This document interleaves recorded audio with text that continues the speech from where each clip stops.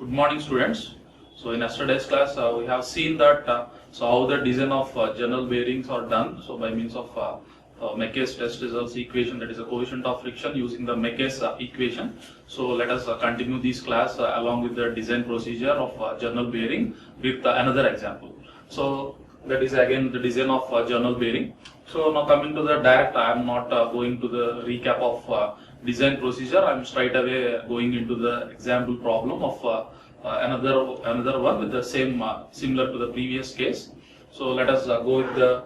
So if you want to recap that, I can go with that. So I have a 9 number of steps with starting with the L/D ratio, and then you can calculate the pressure and check with the data book value, and then that is what selection of lubricant oil, that is the absolute viscosity you need to take, or either you need to select the type of oil for the given application. So and the fourth step that is you need to take or calculate the bearing characteristic number, that is Zn by P. So and you can also check whether the bearing is operating in hydrodynamic or not. So and then I can take a C/D ratio from design data book and calculate coefficient of friction mu using the Meckes equation. So that is 33 by 10 power 8 into Zn by P into d by C plus K, and then I can calculate the amount of heat that generated between the surfaces or in the bearing Qg, and then finally you can calculate the Qd, heat dissipated, and after that you can check whether the bearing is in equilibrium. That is what the steps we are followed in the design procedure of journal bearing. And now coming to this case of another example. So here you can observe the main bearing of steam engine. So so the application is given. So the main application of the bearing to operate is a steam engine. So is 100 mm. So what is that? 100 mm means that is a diameter of a bearing, and the bearing supports the load of 28 kilonewtons. The load is given. So load is given. So that is W, 28 kilonewtons at 250 rpm. So diameter is given 100 mm. And speed 250 rpm, and absolute viscosity of oil. So in a previous case the viscosity is not mentioned. So in that problem they mentioned the type of oil, that is SAE 10, like that they specified the type of oil. But coming to this case, so yesterday I said that you need to remember that if the case they given the absolute viscosity of oil Z, so you need to select the type of oil. So or if they given the type of oil, you need to select. You need to take the absolute viscosity from the data book. So in the similar case, in this problem, they given the absolute viscosity of the lubricating oil, that is Z, 0.015 kg per meter second, and determine. So here I need to determine the coefficient of friction. So they don't ask for directly to design the journal bearing. They ask for determine the coefficient of friction and determine the amount of heat generated, which means so we need to calculate don't need to complete the design, that is up to heat dissipated and heat that is either it is in thermal equilibrium or not. You can check whether that is up to that extent of step number 8, that is up to heat generation. Clear? So that is what the given data. So the load is given, the amount of load W, and the diameter of journal is given 100 mm, and the speed, that is N, is given 250 rpm, and the Z, the viscosity of absolute viscosity of the oil, 0.015 kg per meter second is given. And so we need to calculate only the two things. So that is a heat generated and coefficient of friction. Whatever so they can ask, we must follow the design procedure as per our sequence. We are having that is we studied in the design procedure. We need to follow the same simple steps whatever they can ask for. So here they only ask for the coefficient of friction mu as well as the heat generated. So we can do the design up to that extent. No need to go beyond that, like heat dissipated and checking whether it is in thermal equilibrium or not. We don't bother about that. We can simply restrict ourselves to calculate up to the heat generation. So let us go into the solution. So the very first step, I need to take the L/D ratio from the design data book. So that is what the step number 1, L/D. So that is I need to take the L/D ratio from design data book. So here the application is very much important to select the L/D ratio. So based upon the given application, we need to take the L/D ratio that is corresponding to the application. We can take the L/D ratio. So here the application of the bearing is steam engine. So as well as they also mentioned in the problem. So that is what that is main bearing. So for the steam engine. So let us go with data book values or table. So here in the application we can see the steam engines, that is high speed steam engine. So correspond, that is the main application. But you can see, so here in the bearings, in yesterday's class, that is in centrifugal pumps, you don't observe any sub bearing application. So here they given in the steam engines, so with the three sub classifications of the bearing application, that is a main bearing or crank pin bearing or bridge pin bearing. That is here in the application they mentioned clearly the main bearing of steam turbine. So here we need to consider the values of data book values of main bearing. Clear? So you can see the L by D ratio. This is the L by D ratio. The value is ranging from 1.5 to 3. So for the application of steam engine. So again sub application, that is at main bearings. So the L by D ratio ranging from 1 to 3. So you can take either so less than or not less than 1.5 or not greater than 3. So you can take only in between 1.5 to 3. So let us consider considering as so that is the ratio as 1.5 to 3 from design data book for steam engine main bearing. So and I can considering taking as 1.75. So I am calculating the length. So diameter is already known, that is given in data 100 mm. So I consider the length as that is L by D ratio as 1.75. So I calculated 1.75 mm, that is 175 mm, sorry. So that is the length of the bearing. And the next step, we need to calculate the operating pressure. So with the assumed value of L by D. So with the assumed value of L by D, we need to calculate the bearing pressure P. So that is step number 2. So we can calculate the bearing pressure, operating bearing pressure, that is given by P equal to W by L into D. So W and D are that is given in data, and L is calculated in step number 1, that is in previous step. So we can go with the calculation. So the calculated operating pressure is given by 1.6 Newton per mm square. So after calculating the pressure, operating pressure, we can again check with the data book value.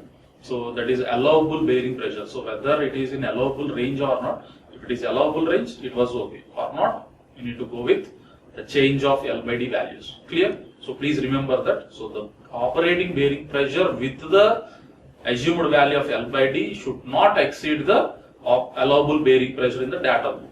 If it is exceeds, we need to go and re-verify the L by D ratio. That is again you can come from step number 1. So let us go with a clarification, that is with the design data book value.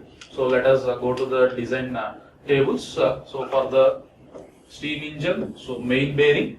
So and the allowable bearing pressure here it is. So in that Newton per mm square we need to check. So the allowable bearing pressure is 1.75 Newton per mm square. So our calculated operating bearing pressure should not exceed the allowable pressure. So our what is the value of our calculated pressure? So let us check. So this value is 1.75.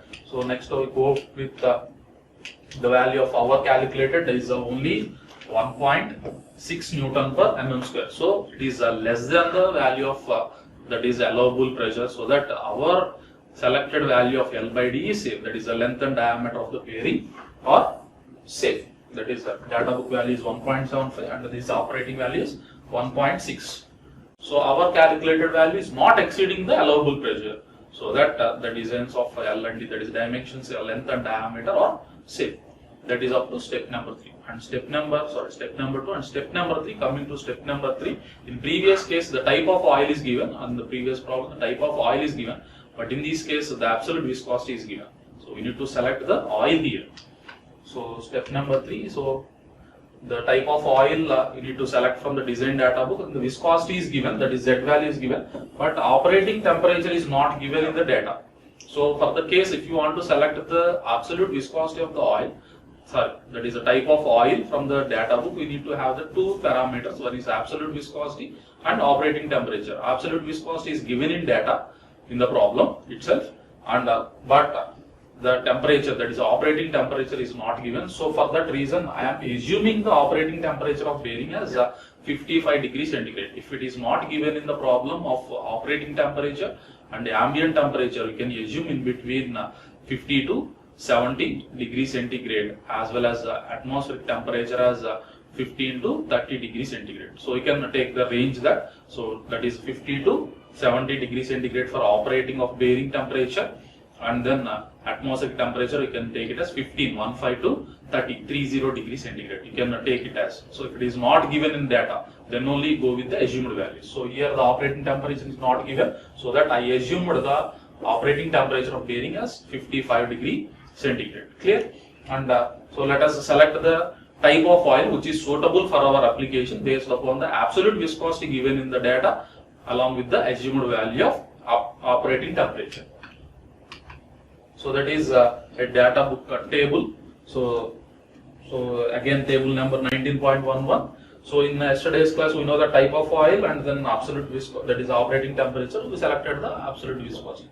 But here we know the absolute viscosity, that is absolute viscosity is given as in the data 0.015 kg per meter second.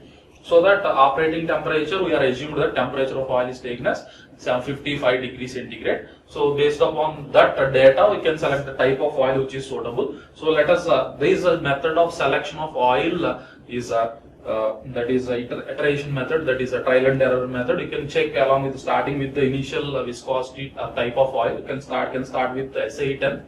So let us see. So the operating temperature of the oil is 55 degrees centigrade. So for example, if it is 50, so the SAE 10 viscosity is 0.021. So which is very much greater compared to our given value. Our value is 0.015. So you can go with so don't go with the SAE 10. So if it is at 50 degrees, but our given absolute operating temperature 55 degrees centigrade. So which is very much near to the, it is having the 0.017 kg per meter second.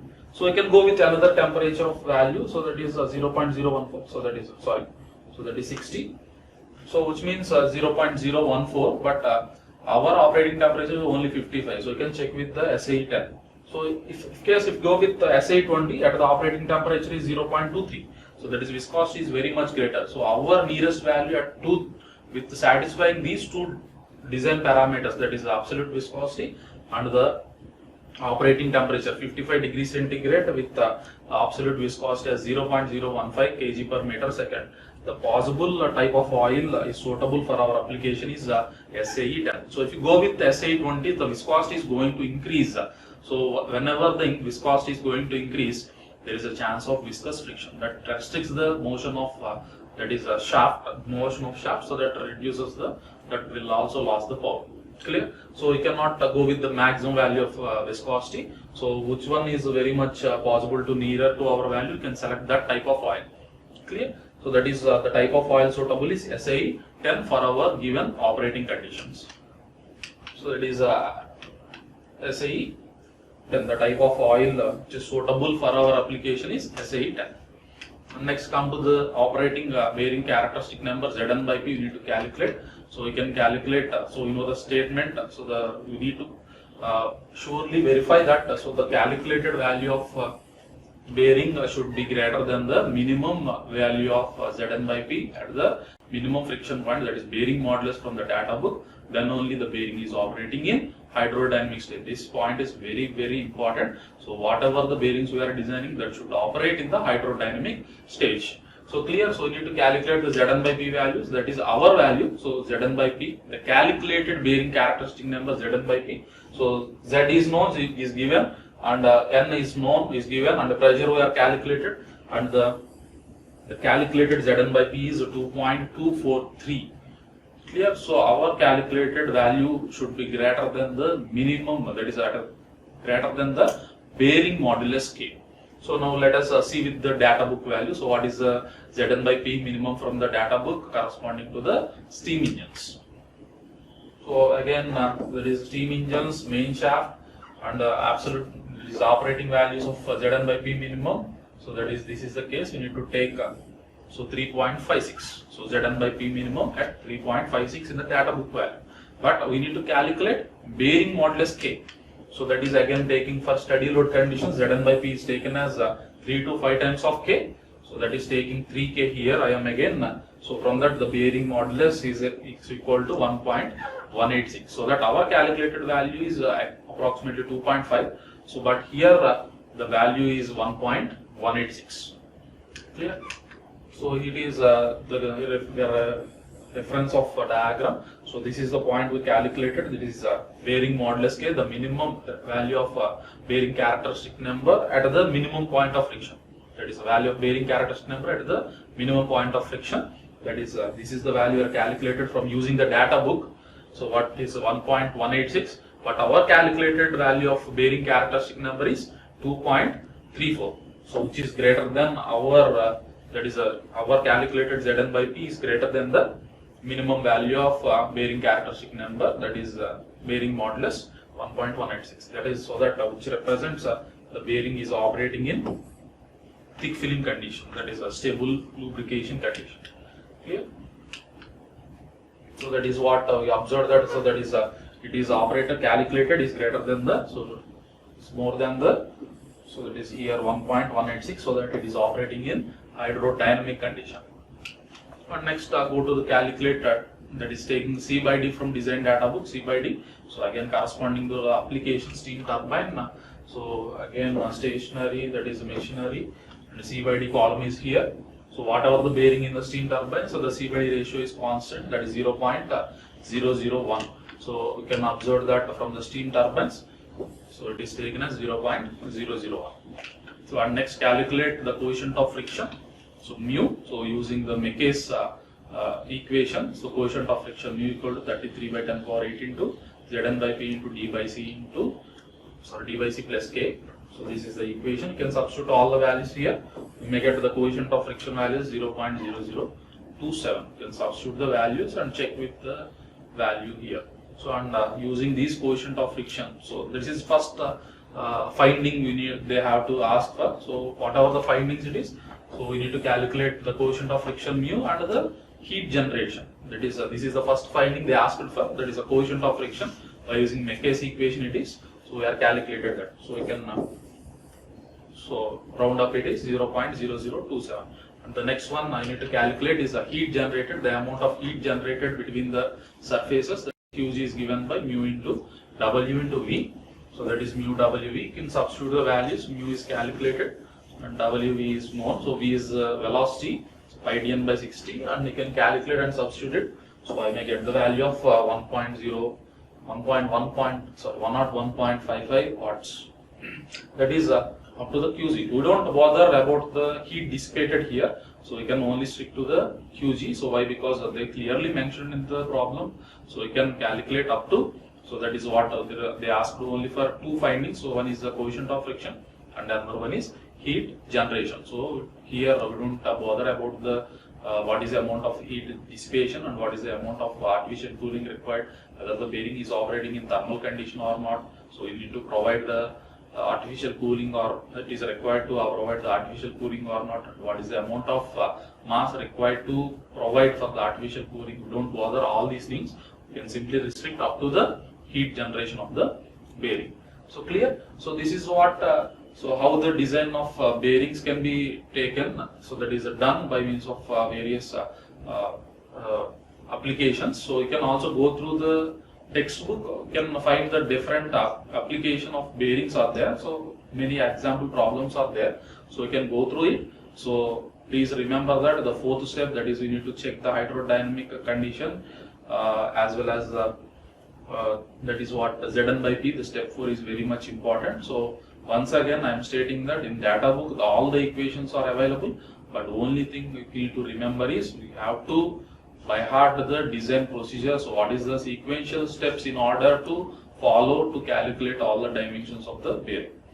Clear? So here in the next class we can go for the another type of design, so based upon the Sommerfeld number as well as the dimensionless parameters, that we will discuss in next class. Please go through the example problems that given in the data book, given in the textbooks, or else you can also take some of the problems mentioned in previous papers. You can go through it and solve by your own, so that you may get some practice of different problems or different models of for different applications, so that you may get in confidence of doing a design. So which is very much important. The design is in the first unit. You may get in the part B, you may get in of 14 marks problem directly in the design of general bearing. Clear? So in the next class we will see the another design methods in sliding contact journal bearings. So that is hydrodynamic journal bearings in the next class. Thank you.